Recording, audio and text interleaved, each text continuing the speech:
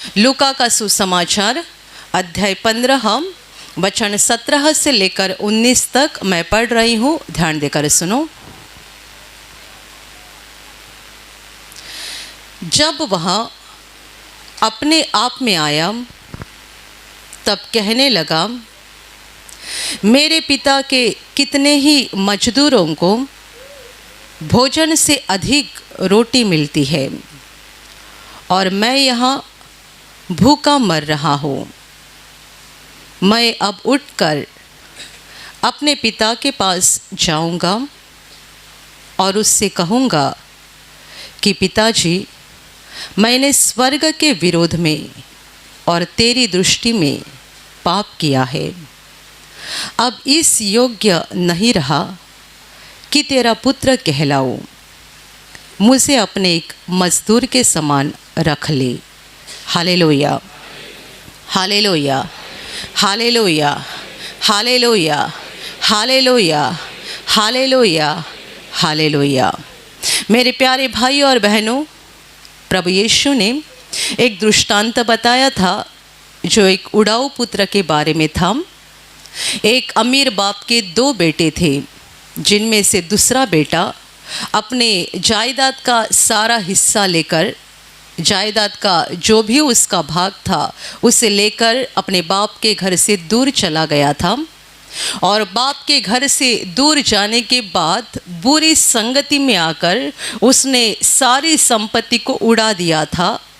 वो एक दिन ऐसा हो गया कि कंगाल हो गया, यहाँ तक कि उसको हर जगह काम ढूंढना पड़ा और आखिरकार उसे काम मिल गया, सूअर को पालने का काम। जब ये उड़ाऊ पुत्र सूअर को पाल रहा था तब उसके मन में ये विचार आ गया कि मेरे पिताजी के घर में मजदूरों के लिए, नौकर के लिए भी अधिक से रोटी मिलती है। उनकी ज़रूरत जितनी है उससे भी ज़्यादा रोटियां उनको मिलती है और मैं यहाँ पर भूखा मर रहा हूँ। मैं उठकर अपने घर वापस जाऊँगा और पिताजी से कहूँगा, पिताजी, मैंने स्वर्ग के विरोध में और तुम्हारे खिलाफ पाप किया है। मैं अभी इस योग्य नहीं रहा कि तुम्हारा पुत्र कहलाओ, पर मुझे एक मजदूर के समान तुम्हारे घर में रख लो। Hallelujah, hallelujah. और आगे हम जानते हैं क्या हो गया। ये सचमुच गया और इसी वाक्य में उसने अपने पिताजी से बात किया और फिर पिताजी ने उसको ग्रहण किया, उसका स्वीकार किया और एक मजदूर के रूप में नहीं बल्कि अपने बेटे के ही रूप में बाप ने उसे अपने घर में रख लिया। Hallelujah, hallelujah, hallelujah. ये दृष्टांत, ये उदाहरण प्रभु यीशु ने इसलिए कहा है कि दुनिया के हर मनुष्य को इस रीति से अपने सच्चे घर और सच्चे पिताजी के पास वापस लौटना है। ये पूरे दृष्टांत में प्रभु ने एक बहुत महत्वपूर्ण शब्द का इस्तेमाल किया है जो कि हमने पहले ही वचन में पढ़ा, 17वें वचन में। जब वह अपने आप में आ गया, इसका मतलब होश पर आ गया। और इसका मतलब अब तक वो होश पर नहीं था, बेहोश हालत में था। Hallelujah, hallelujah, hallelujah, hallelujah, hallelujah. जब ये बाप अपने पिताजी से, जब ये बेटा अपने पिताजी से बोल रहा था कि मुझे मेरे संपत्ति का हिस्सा दे दो, मुझे इस घर में नहीं रहना है, तुम्हारे साथ नहीं रहना है, मेरी ज़िंदगी मुझे अपने हिसाब से जीनी है, मुझे अपने हिसाब से चलना है। ऐसा जब इसने अपने पिताजी से बात किया था और अपना हिस्सा लेकर, संपत्ति का अपना बंटवारा लेकर जब ये अपने बाप का घर छोड़कर गया था, तब ये होश पे नहीं था बल्कि बेहोश हालत में था। जब ये अपने बाप का गांव और देश छोड़कर परदेश चला गया, ये बेहोश हालत में था। जब वहाँ पर वो बुरी संगति में आकर ये सारी संपत्ति को उड़ा रहा था, वो बेहोश हालत में था। होश पे कब आ गया?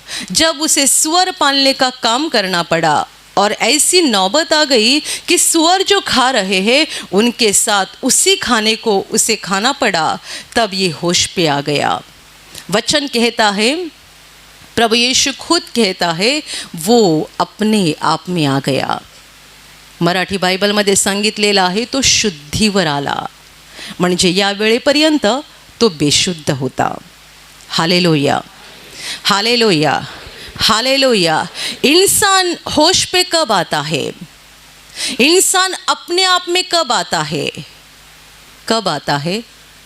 जब जीवन में बुरी हालत होती है और सारा अहंकार टूट जाता है, तब मनुष्य होश पे आता है. अहंकारी मनुष्य बेहोश हालत में रहता है, नम्र मनुष्य होश पे रहता है. यदि आपको होश पे रहना है तो हमेशा नम्रता से रहो. आज आपको 5,000 तनख्वाह है, कुछ दिन के बाद आपके हाथ में महीने में 50,000 आएगा, कुछ सालों के बाद 1,00,000 रुपये आ जाएगा. आज आप बस स्टॉप पे खड़े रहते हो, एक एक घंटा बस के लिए रुकते हो, रिक्शा का किराया भरने के लिए भी आपके पास पैसा नहीं. ऐसा समय आ जाएगा जब आपके पास खुद की भारी कार आ जाएगी. पर जैसे आज आप नम्र है, वैसे ही यदि तब नम्र रहोगे जब आपके हाथ में लाखों रुपए आ रहे हैं, जब आपके पास खुद की बड़ी अच्छी खासी गाड़ी है, तभी यही नम्रता बनी रहेगी, तो बता सकते हैं कि आप अभी भी होश पे है, कोमा में नहीं गए हैं. Hallelujah, hallelujah, hallelujah. जब तक ये जवान लड़का अपने बाप के घर में था, बड़े ऐशाराम में रहता था, ये होश पे नहीं था. बाप के साथ बातें करके उसने जो भी चाहिए था अपने संपत्ति का हिस्सा लेकर वो अपने बाप का घर छोड़कर गया. तब तक ये होश पे नहीं था. जब तक कि पैसा संपत्ति उसके पास थी, ये होश पे नहीं था. जब कंगाल हो गया और ऐसी नौबत आ गई कि सुअर जो खाते हैं वही खाना उसको खाना पड़ा, तभी ये होश पे आ गया. नम्रता मनुष्य को होश पे लाती है. आप देखते हैं दुनिया में कितने सारे लोग बेहोश हालत में है. किसी को पैसे का अहंकार है, किसी को अपने मान सम्मान का और दुनिया में उनको जो प्रतिष्ठा है उसका अहंकार है. और कई सारे लोग ऐसे भी होते हैं जिनके पास अहंकार के लायक कुछ होता भी नहीं है, तो भी बिना वजह वे अहंकारी बन जाते हैं. पर अहंकारी मनुष्य अंधा रहता है, अहंकारी मनुष्य बेहोश हालत में रहता है और नहीं जानता है कि मेरे रास्ते में आगे गड्ढा है. यदि मैं पहले ही होश पे नहीं आ जाऊं तो गड्ढे में गिर जाऊंगा, विनाश हो जाऊंगा. Hallelujah, hallelujah. ये अच्छी बात हो गई जब ये लड़के को सुअर को पालने का काम मिल गया, तब ये होश पर आ गया. ये अच्छी बात हो गई और हम सच्चाई में बोल सकते हैं ये तो बड़ा परमेश्वर का अनुग्रह था कि ये सही समय पे होश पे आ गया और इतना नम्र बन गया, इतना नम्र कि वो बोलने लगा मैं अपने घर अपने पिताजी के पास वापस जाऊंगा और उनसे ये कहूँगा कि पिताजी मैंने स्वर्ग के विरोध में और तुम्हारे खिलाफ पाप किया है. अब मैं इस योग्य नहीं रहा कि तुम्हारा बेटा कहलाऊं. मैंने तुम्हारा घर छोड़ दिया था, मेरे संपत्ति का हिस्सा लेकर मैं चला गया था. अभी मैं इस योग्य नहीं हूं कि तुम्हारा बेटा कहलाऊं. एक मजदूर के समान तुम्हारे घर में इतने सारे नौकर हैं, बिल्कुल उनमें से एक नौकर के समान मुझे अपने घर में रख लेना. इसका मतलब ये मामूली नहीं बल्कि पूरी तरह से होश पे आ गया है. जब कोई मनुष्य परमेश्वर के सामने आता है, पूरी रीति से परमेश्वर को शरण आता है और कहता है प्रभु तेरे सिवा मेरा कोई नहीं है, यदि तूने मुझे बचाया तो मैं बच जाऊंगा, तूने मुझे अच्छा किया तो मैं ठीक हो जाऊंगा, तूने मुझे आशीषित किया तो मुझे मिल जाएगा, बाकी मुझे किसी से कोई उम्मीद नहीं है. कोई मुझे बचा नहीं सकता है, कोई मुझे कुछ दिला नहीं सकता है, कोई मेरे ज़िंदगी को बदल नहीं सकता है, कोई मेरे दिल में खुशी नहीं दे सकता है. यदि तूने दिया तो ही मिल जाएगा. मेरा सहारा मेरी अंतिम आशा बस तू ही है। ऐसा जब एक मनुष्य इस धरती पर बोलता है, परमेश्वर कहता है अभी तू होश पे आ गया है। बेहोश हालत से होश पे आ गया, अपने आप में हो गया। प्रभु यीशु के क्रूस के पास आना, अपने पापों का पश्चाताप करना, प्रभु पर विश्वास करना, इस क्रूस के संदेश को पकड़े रहना और नम्रता से चलना, यानी होश पर जीवन बिताना। और कितने सारे लोग बेहोश हालत में है, अपने ही धुन में है और नहीं जान रहे हैं कि वे विनाश की ओर दौड़ रहे हैं और सही समय पे होश पे नहीं आए तो जल्दी ही उनका विनाश हो जाएगा। Hallelujah, hallelujah, hallelujah, hallelujah, hallelujah, hallelujah. एक औरत ने अपने बेटे को यहाँ गवाही देने के लिए लाया था। उसके बेटे को टीबी की बीमारी हुई थी।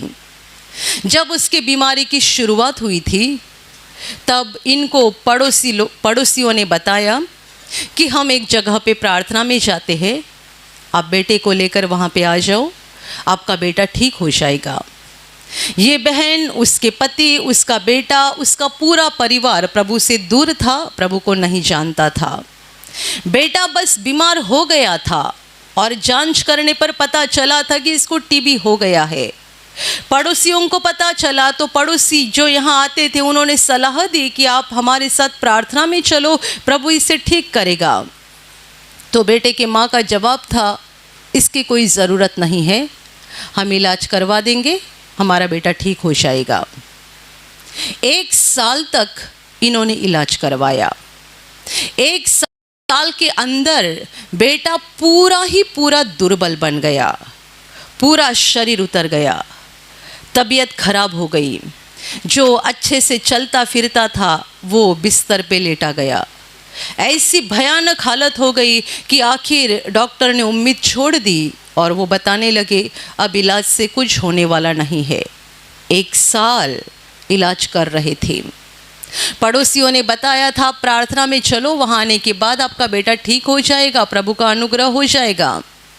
माँ का जवाब था कोई ज़रूरत नहीं है। 1 साल के बाद ऐसी हालत हो गई कि ना उठ सकता है, ना चल सकता है, ना फिर सकता है, एकदम दुर्बल, एकदम कमज़ोर, खाना भी नहीं खा सकता है और बचने की उम्मीद निकल गई। तब ये बहन उसी पड़ोसी के पास जाकर बोलने लगी, आप हमको 1 साल पहले कहीं तो बता रहे थे ना, क्या लेकर जाएंगे वहाँ पे? पड़ोसी बोले कोई बात नहीं, प्रभु का दरवाज़ा तो हमेशा खुला रहता है।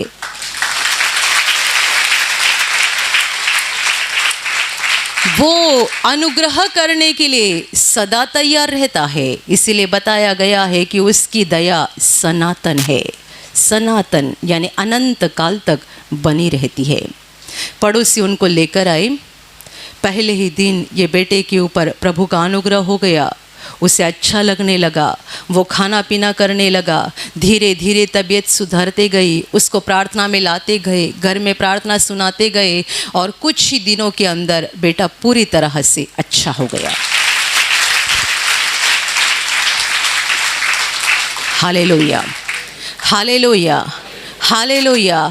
जब 1 साल पहले पड़ोसी उनको बता रहे थे, सच्चाई में पड़ोसी नहीं बोल रहे थे, प्रभु उनको आवाज़ दे रहा था। ये प्रभु की आवाज़ थी। प्रभु उन्हें पुकार रहा था, मेरे पास आओ, मैं तुम्हें विश्राम दूंगा। शैतान तुम्हें निगलने की कोशिश कर रहा है, शैतान तुम्हारे टुकड़े टुकड़े करने की कोशिश कर रहा है, वो तुम्हें परेशान करके व्याकुल बना रहा है। मेरे पास आओ, मैं तुम्हें विश्राम दूंगा। प्रभु उनके लोगों के मुंह से बातें करता है। ये पड़ोसी नहीं बता रहे थे, बल्कि प्रभु उनके साथ बातें कर रहा था। तब ये बेहोश हालत में थी। पैसा होगा ना तो पैसे का बड़ा नाज रहता है, बड़ा अहंकार रहता है ना हमारे पास पैसा, वहाँ जाने की क्या ज़रूरत है। और कई सारे लोग ये भी बोलते हैं वो तो मसीही ईसाई लोगों की प्रार्थना है, वहाँ हमें जाने की क्या ज़रूरत है।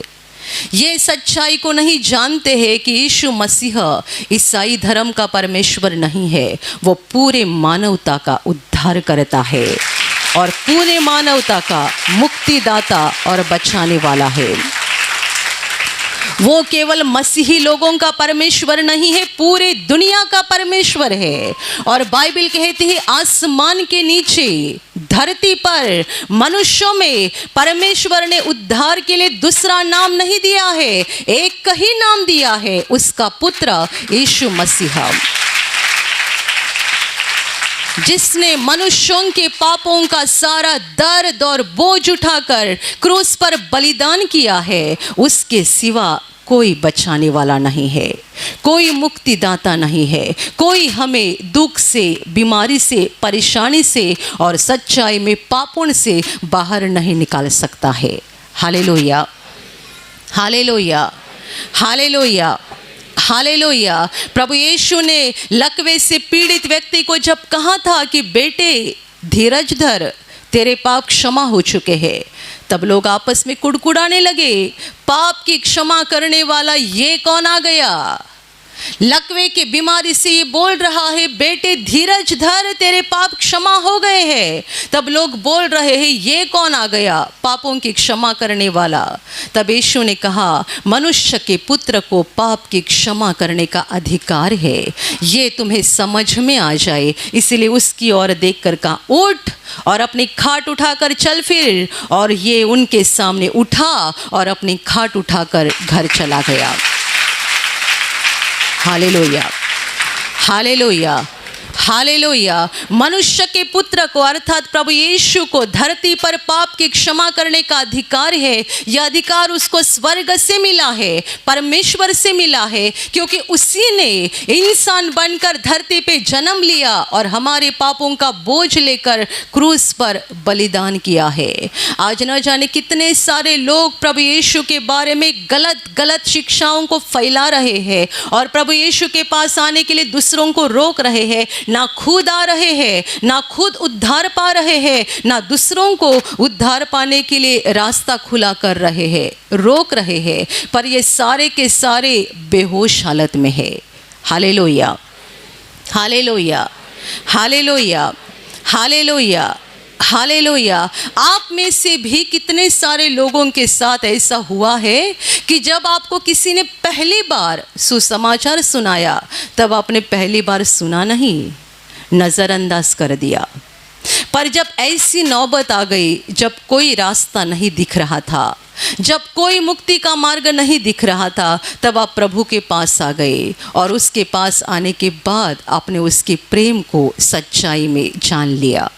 Hallelujah, hallelujah, hallelujah. मेरे प्यारे भाइयों और बहनों, हम सब मिट्टी से बनाए गए इंसान हैं। आज हम हैं, कल जीवित रहेंगे या नहीं बता सकते हैं। कितने बार हम किसी के मौत की खबर सुनते हैं और बोलते हैं कैसा संभव है, अभी तो मैंने 1 घंटा पहले फ़ोन पे बात किया, अभी मैंने बात किया। 1 घंटे के अंदर इंसान ख़त्म कैसे हो सकता है? जिस व्यक्ति के साथ आपने 1 घंटा या आधा घंटा पहले बात किया है, आधे घंटे के अंदर आपको खबर मिल जाती है उसकी जान निकल गई, जो कि बीमार भी नहीं था, कोई बीमारी नहीं थी, कोई परेशानी नहीं थी, बात भी हो गई और थोड़ी देर में खबर आती है ये व्यक्ति हार्ट अटैक आ गया, खत्म हो गई। क्या है मनुष्य का जीवन? आज है, कल के बारे में कुछ नहीं बता सकते, और कल की ही बात क्या करें, अगला पल नहीं बता सकते। दोपहर तक, शाम तक हम अपने बारे में क्या जानते हैं? मनुष्य के जीवन को बाइबल में कई सारी उपमाएं दी गई है। एक उपमा है जंगल के घास पर उगने वाला फूल, उस फूल के समान हम सबका जीवन है।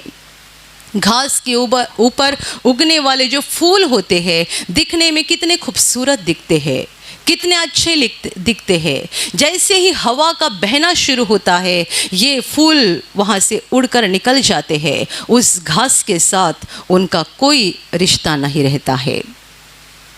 मनुष्य बड़े बंगले में रहता है और कहता है मैंने मेरी मेहनत से इतना बड़ा महल बनाया है। ज़िंदगी ख़त्म हो जाती है, उस महल में दोबारा रहने के लिए नहीं आता है। बोलता है मैंने मेरी मेहनत से इतनी भारी गाड़ी खरीद ली है, जिंदगी खत्म हो जाती है, गाड़ी में कोई दूसरे ही लोग बैठते हैं, ये दोबारा बैठने के लिए नहीं आता है। घास के ऊपर उगने वाला फूल हम है, आज है अगला पल नहीं बता सकते हैं।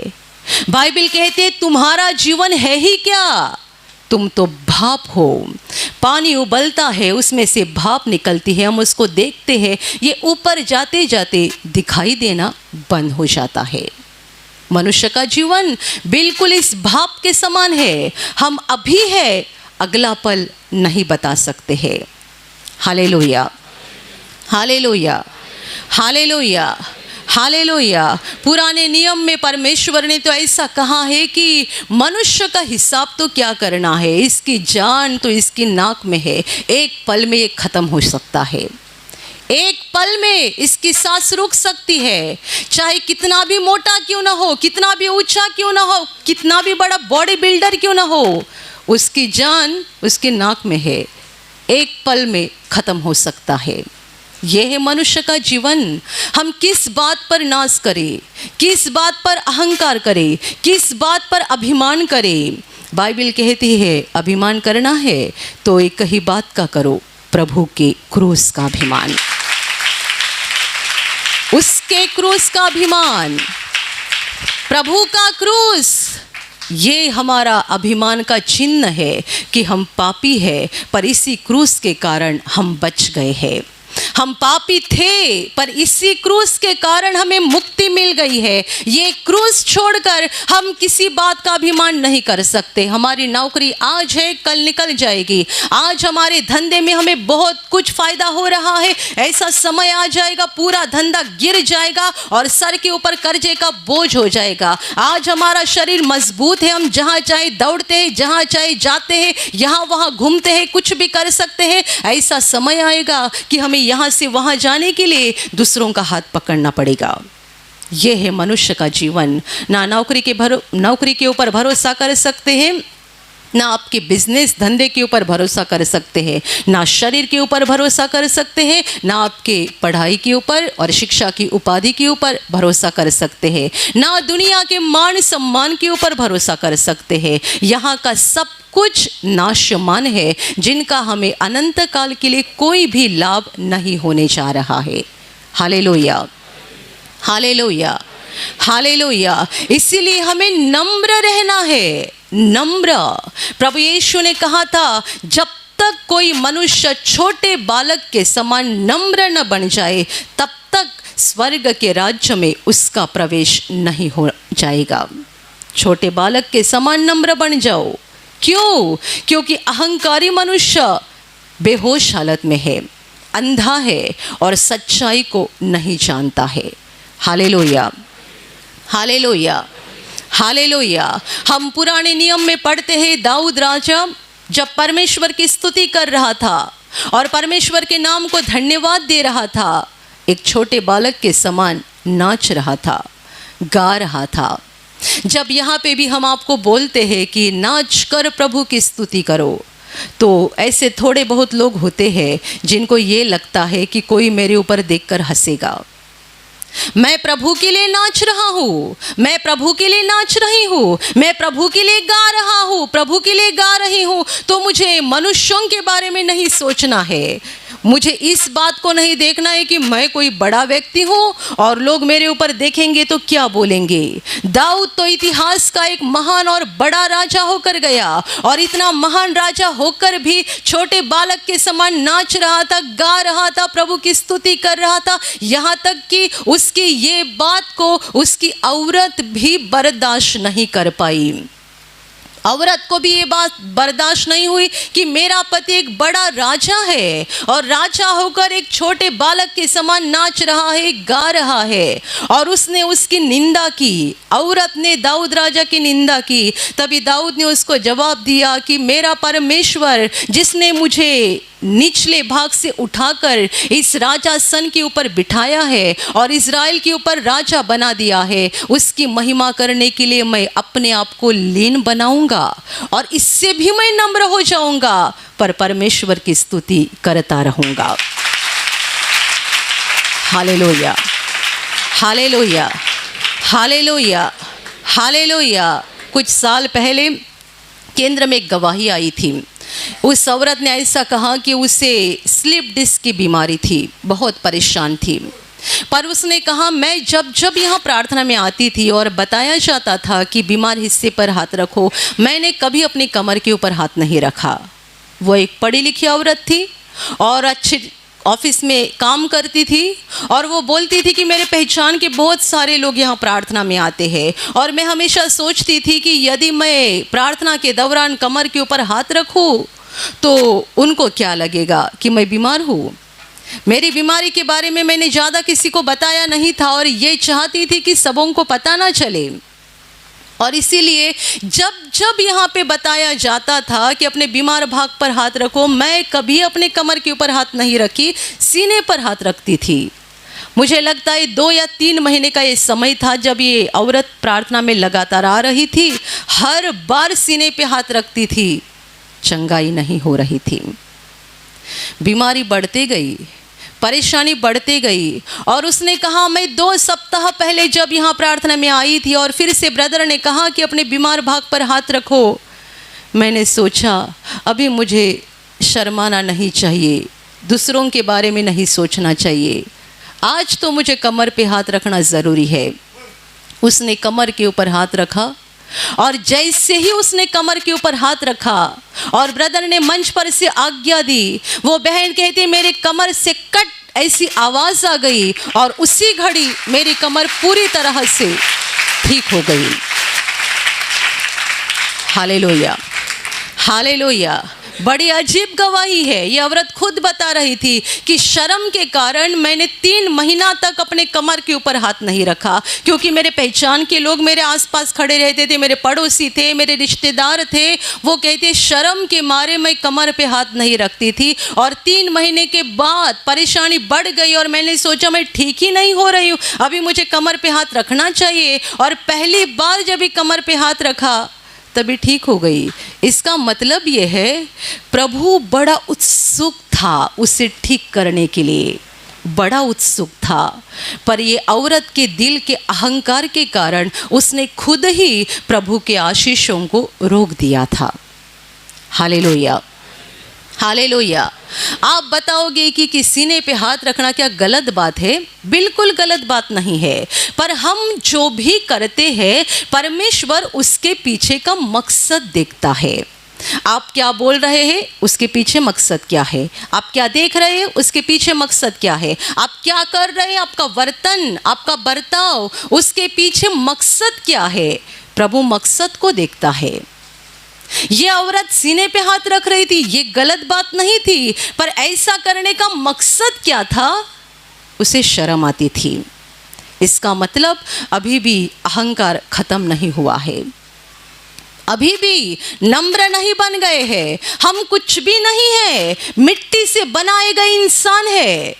हम किस बात का अहंकार करें, ये क्या कहेगा, वो क्या कहेगा, ये क्या बोलेगा, वो क्या बोलेगा, इसको क्या लगेगा, उसको क्या लगेगा। हम दुनिया भर के लोगों के बारे में सोचते रहते हैं और अपने आप का नुकसान करते हैं। ऐसी हालत जब लोगों की रहती है तब वो बेहोश हालत में होते हैं। Hallelujah, hallelujah, hallelujah, hallelujah. मैं एक औरत को जानती हूँ जिसके शादी होकर बहुत साल हो गए थे, 5-6 साल हो गए थे और उसे बच्चे नहीं हो रहे थे। तो हमारी टीम की एक बहन ने उससे कहा कि बहन जब प्रार्थना के लिए आ जाओ, प्रभु का अनुग्रह हो जाएगा। उसका जवाब था मैं प्रार्थना में आ जाऊंगी तो लोग कहेंगे कि इसको बच्चे नहीं है, इसके लिए प्रार्थना में जा रही है, इसलिए मैं प्रार्थना में नहीं आऊंगी। अहंकार मनुष्य को अंधा बना देता है। हम प्रार्थना में जाते हैं, इसका मतलब लोगों को हमारी दुर्बलता की जानकारी मिलेगी, लोग हमारी दुर्बलता जानेंगे। इससे अच्छा हम घर में प्रार्थना करेंगे। वो कहते हैं मैं घर में प्रार्थना करती हूँ, घर में प्रार्थना कर रही हो, अच्छी बात है, पर प्रार्थना सभा में क्यों नहीं जा रही हूँ? मकसद क्या है? लोग कहेंगे बच्चे नहीं हो रहे हैं, इसके लिए प्रार्थना में जा रही है, इसीलिए मैं प्रार्थना में नहीं आ रही हूँ, घर में ही प्रार्थना कर रही हूँ। Hallelujah, hallelujah, hallelujah. होश पर आ जाओ, सारा अहंकार छोड़ दो। हम कुछ भी नहीं है, कुछ भी नहीं। यहाँ जब लोग प्रार्थना में आते हैं, हम ये नहीं देखते हैं कि अनपढ़ लोग थोड़े अलग बैठो, पढ़े लिखे लोग थोड़े अलग बैठो, अमीर हो तो जरा उनको कुर्सी देकर आराम से अलग बिठाओ, और गरीब, भिखारी, कंगाल हो तो आपके लिए अलग जगह। क्या प्रभु के घर में ऐसी अलग जगह है? कंगालों के लिए अलग, अमीरों के लिए अलग, पढ़े लिखे लोगों के लिए अलग, अनपढ़ लोगों के लिए अलग। यहाँ पर एक व्यक्ति ऐसा बैठ सकता है जिसके पास करोड़ों रुपए है, और बाजू में ऐसा व्यक्ति बैठता है जिसके पास कुछ भी नहीं है। सब एक साथ बैठते हैं। हम लोगों को नम्रता सिखाते हैं। परमेश्वर के सामने हम सब मिट्टी है, धूल के समान है। राजा हो या भिखारी हो, कोई भी हो, परमेश्वर के सामने हम मिट्टी के समान है। जो नम्र बन गया है वो होश पे आ गया है। यदि पढ़ा लिखा व्यक्ति यहाँ पे आके नीचे बैठ जाता है, अनपढ़ व्यक्ति के बाजू में बैठ सकता है, प्यार से उसके साथ बातें कर सकता है, इसका मतलब वो होश पे आ गया है। और पढ़ा लिखा व्यक्ति जब इधर आता है और ये देखता है कि ये तो सारे अनपढ़ लोग बैठे हैं, इनके बीच में क्या बैठना, मैं जरा अलग कुर्सी लेके बैठ जाऊंगा, इसका मतलब ये बेहोश हालत में है। अभी भी अपने आप को नहीं जाना। परमेश्वर को जानने की बात तो दूर ही, अपने आप को नहीं जाना। हमें पहले खुद को जानना चाहिए। हम कौन है? हम कोई नहीं है, मिट्टी है, एक पल में ख़त्म हो सकते हैं। ना हमारा पैसा बचा सकता है, ना हमारी शिक्षा बचा सकती है। हम बिल्कुल मिट्टी के समान है। Hallelujah, hallelujah, hallelujah. होश पे आ जाओ और आपके जीवन को प्रभु बदल देगा, आशीषों से भर देगा। प्रभु आपको कितना भी ऊंचा उठाएगा तो भी बेहोश मत होना। कभी भी दिल में अहंकार मत लाना। कभी भी ये मत समझना मैं अभी एक अलग व्यक्ति बन चुका हूँ, मैं एक बहुत भारी व्यक्ति बन चुका हूँ, ये दुर्बल गरीब लोगों के साथ मुझे नहीं रहना चाहिए। अपनी भाषा यानी मुँह के शब्द अहंकारी नहीं बनने चाहिए। हमारा बर्ताव अहंकारी नहीं बनना चाहिए। कई लोग ऐसे होते हैं जो गर्दन झुकाकर चलते हैं, पर अंदर बड़ा अहंकार होता है। चलते हैं ऐसे कि बाहर से बड़े नम्र दिखते हैं, पर दिल में बड़ा अहंकार रहता है। नम्र बन जाओ। नम्रता हमें होश पे रखती है और अहंकार हमें बेहोश बना देता है। अहंकारी मनुष्य नहीं जानता कि आगे गड्ढा है, उस गड्ढे में गिरकर मैं विनाश होने जा रहा हूँ, नहीं जानता है, क्योंकि वो बेहोश हालत में रहता है, अंधा रहता है। होश पे आ जाओ। प्रभु आपको कितना भी आशीषित करे, कितने भी आपके जीवन को अच्छा बनाए, आप अंत तक नम्र बने रहो, ताकि होश पे रहोगे और प्रभु के प्रिय लोग बनकर एक दिन अनंत जीवन में पहुंच जाओगे। Hallelujah, hallelujah, hallelujah, hallelujah. और अभी मैं आपके लिए प्रार्थना करने जा रही हूँ। आपके शरीर के जिस भाग पर बीमारी है, पूरे विश्वास के साथ वहाँ पर हाथ रखो, और यदि वहाँ हाथ नहीं रख सकते हैं तो अपने सीने पे हाथ रखो। पूरा विश्वास करो कि प्रभु यीशु अभी आपको छूकर ठीक करेगा। प्रभु यीशु अभी आपको छूकर आपके जीवन में अद्भुत काम करेगा। आपके शरीर में से हर बीमारी प्रभु यीशु के पवित्र नाम से इसी क्षण निकल जाए। आपके जीवन का सारा दुख प्रभु यीशु के नाम से इसी क्षण निकल जाए। आपके जीवन में काम करने वाली सारी अंधकार की शक्ति प्रभु यीशु के नाम से आपके जीवन से निकल जाए। सारे शैतान के बंधन आपके जीवन से टूट जाए। हर दुष्टात्मा को प्रभु यीशु के नाम से मैं आज्ञा दे रही हूँ, इसी क्षण इन्हें छोड़कर निकल जाओ और वापस उनमें नहीं आना। आपका जीवन परमेश्वर के आशीषों से भर जाए। स्वर्ग की शांति और स्वर्ग की खुशी पवित्र आत्मा आपके दिल में भर दे। आमीन।